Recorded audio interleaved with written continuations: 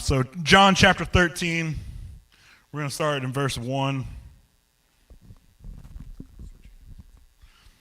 It says, before the Passover celebration, Jesus knew that his hour had come to leave this world and return to his Father.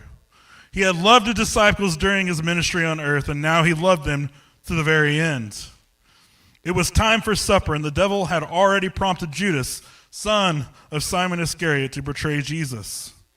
Jesus knew that the Father had given him authority over everything and that he had come from God and would return to God. So he got up from the table, took off his robe, wrapped a towel around his waist, and poured water into a basin. Then he began to wash the disciples' feet, drying them with the towel that he had around him. Verse 6, when Jesus came to Simon Peter, Peter said to him, Lord, are you going to wash my feet? And Jesus replied, you don't understand now what I am doing, but someday you will. No, Peter protested, you will never, ever wash my feet. Jesus replied, unless I wash you, you won't belong to me. Simon Peter exclaimed, then wash my hands and head as well, Lord, not just my feet. Here's the part I want to focus on today, verse 10. Jesus replied, a person who has bathed all over does not need to wash except for the feet, to be entirely clean. And you, disciples, are clean, but not all of you. So as he was talking about that and to think about Jesus knew at that time that his time was coming to an end, right? And they were at the Passover celebration, and they all came to this feast, right? And so, as most of you probably do, you know, when you're going somewhere, you're going to a dinner or something like that, you take a shower, right? And so you're cleaning up in different things. And so I imagine the people that were at the feast, the disciples and different things, cleaned up before they went, right? But then they had to walk there, right? And so their feet were dirty. They were disgusting and different things. And so I think about that. And so Kate's portraying the disciples today, okay? But the point is that I want to show here, a lot of the times I feel that we're like them.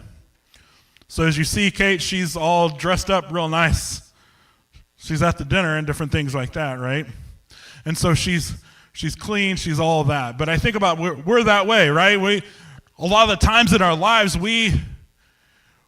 on the outside, we show that we're all put together. That we have it all together, like our life is great, like nothing's bothering us, nothing is, we're not struggling with different things and different sins and different things. And I think about that, and so, as you see, Kate's got it all put together, right? She has me, so that means something, right? We have a family, we have a house, we have cars, we have we have jobs, we have all these things. If you look at her, you think she's got it all put together, right? But the problem is that sometimes, folks, the things you don't see is what the problem is. When you're sitting at the table, right, everybody sees that, but when you have a tablecloth, you don't see what's underneath. You want to see what's underneath? She has clothes on, I promise.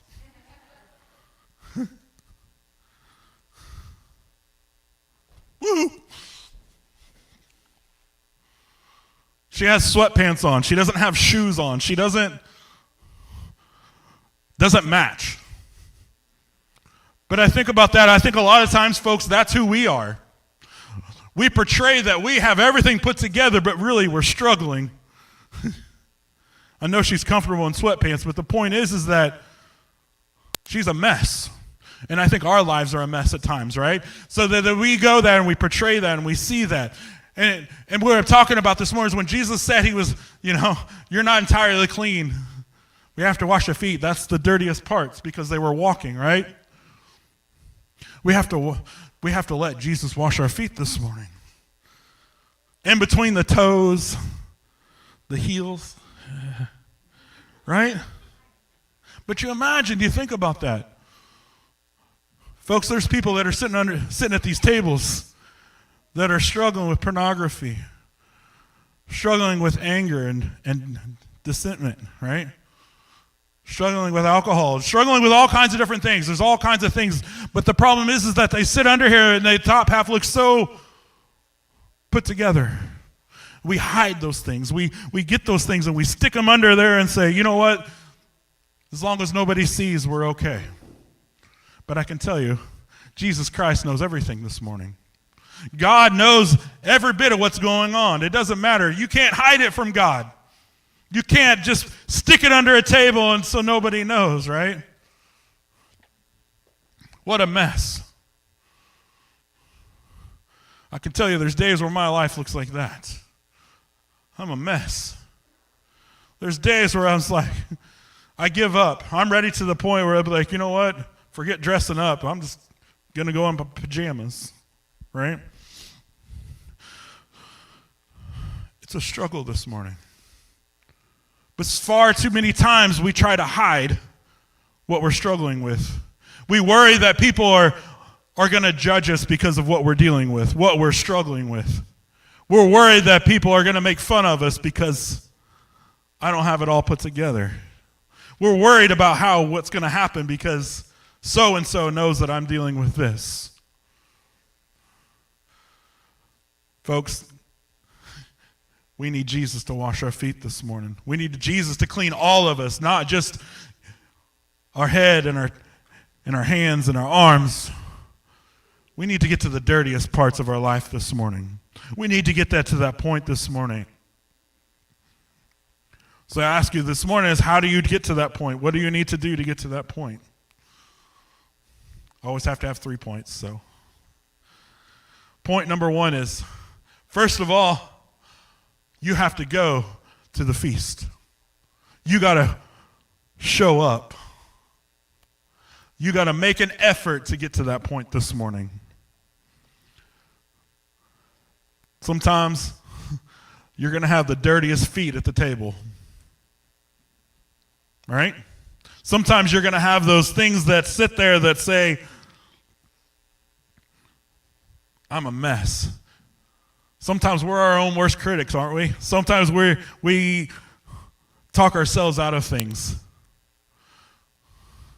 Sometimes we come up with excuses on not to come to the table this morning, to come to the feast this morning. I think about that, right? And I think about all those things. Folks, we have to make an effort this morning. God can only move when we put a little bit of effort into it, when we need him to. Not saying that God can't move, but you know what? We have to put some work into it. We have to make something out of it. The first step is to come to the table this morning. First point is to get there, because nothing else is going to happen. And I think about that, it's just like the altars. The first step is always going to be to step out. To step out and to say, you know what, God, I'm turning it over to you. Just like when you're going to the feast and you get to the table, the first thing is saying, you know what, I'm turning it over to you this morning. It's so important that we do that. Doesn't matter who's next to us. It doesn't matter who's watching us, because I can guarantee you there's something they're struggling with as well. Folks, we got to come to the table this morning.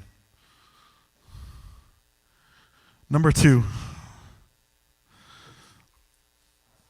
Number two is a tough one, because I feel like we have to be more open. Number two is we have to be vulnerable. Because we can sit at the table and we can just pretend that we're all put together. We can sit there and leave the tablecloth covered, and we don't see all the mess and all the problems that we have. We can sit there and hide it, right? And I tell you, a lot of times I think we're pretty good at hiding it from people. But I can tell you, you can't hide it from God. God knows. God is going to be in that moment. He knows everything, right? He understands.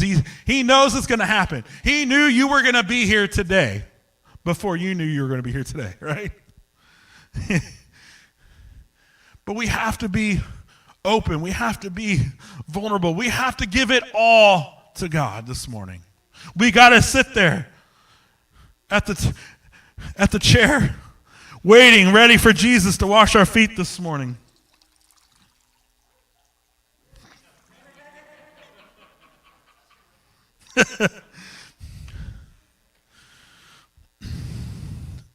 We have to take our socks off.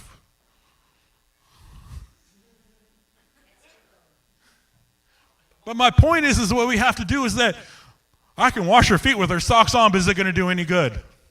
No, because it's still covering up the struggles that are there, because you get in between the toes. Hope you cut your nails. No, I'm kidding. But the point is, folks, is that there's spots where sin can hide if we let it. There's moments that are there, they can sit there. Hide between the toes, right? Down on the heel. We have to be vulnerable, church. We have to be willing to step out. We got to go to the feast. We have to be vulnerable, because once we do that, we get to number 3. And number 3 is that we have to let Jesus wash our feet this morning. We have to let Jesus be a part of it, because I can sit here and wash Kate's feet, but it doesn't serve the same purpose this morning, because I can get the dirt, but I can't get the filth that's in her life this morning. There's so much that's there that, not for her, just saying. But what I'm saying is that there's so much that are in our lives that we're struggling with, but if we don't be vulnerable and admit that we have struggles and we don't let Jesus wash our feet, we're never going to be to the prize. We got to be open, because we're going to struggle every day. There's times where I can tell you where I'm just like, nope, I'm going to do it on my own. I can do this, right? And then I figured out later on that that's not the case. I don't know about you, but I have my own struggles. I have a lot of stuff going on in my life right now. The last 6 months has been chaos. And I feel like no matter what I do, I turn around, there's something else coming. But I also can say that I'm still here today to stand before you to preach the word of God, because no matter what the storm comes, I'm still going to the other side this morning. I'm telling you, there may be struggles that are underneath this table that I may have, but I'm tired of hiding them. I'm tired of sitting here saying, you know what, nobody else understands. Nobody else is going to appreciate the struggle that I'm in as far as stepping in and helping. Everybody's going to make fun of me because I'm struggling with pornography, or I'm struggling with alcohol. I'm struggling with anger. I'm struggling with the moment that feels like I'm not worthy. I'm sure there was people at that feast that didn't feel worthy. I'm sure there was disciples that didn't feel worthy. I mean, Peter was saying, you're never washing my feet this morning. You're never going to do this. And so I thought about that, and as I began to reading it and to understand it, I never caught the part that he says at the end, right? That if I don't wash your feet, then you're not entirely clean. I don't know about you this morning, but I want to be entirely clean this morning. I'm tired of living in filth.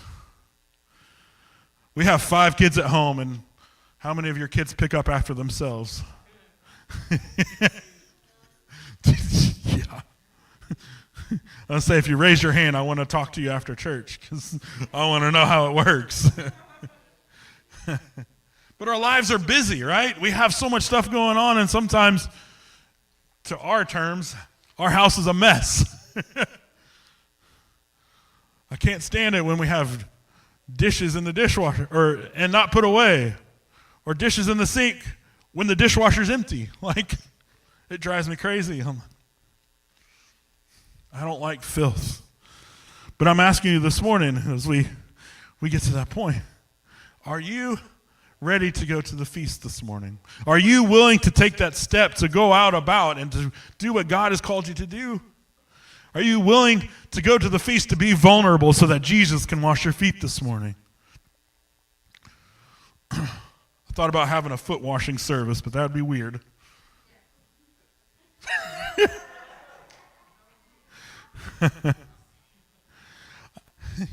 I'm impressed I got Kate to sit up here the whole sermon. One day. But I'm telling you this morning, church, we got to make that step. We got to be willing to let Jesus wash our feet this morning. We've got to have that opportunity.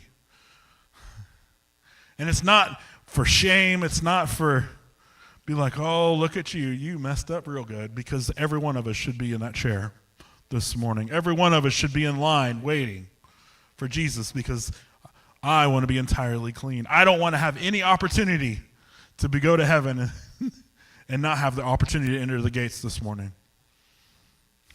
I'm excited for what God is doing in our church. I'm excited for what God has placed upon our lives, but we have to do our part this morning. We have to be there to do what God has called us to do this morning. Good? I know it's a short sermon, but I want to reiterate that point. I think it's so important that we read that and understand it. It's not that Jesus was to the point where he wanted to show that he's willing to do that. It was more about the soul cleaning. Because I feel like, for me, if Jesus was there trying to wash my feet, I'm like, no. I think we feel that we're not worthy enough. I feel that we feel like we're not. I don't know how to say it. I think we let pride get in our way sometimes. We let pride intervene to the where we're not willing to take that step this morning. All right. That was quick. That was not as quick as I planned. So this morning,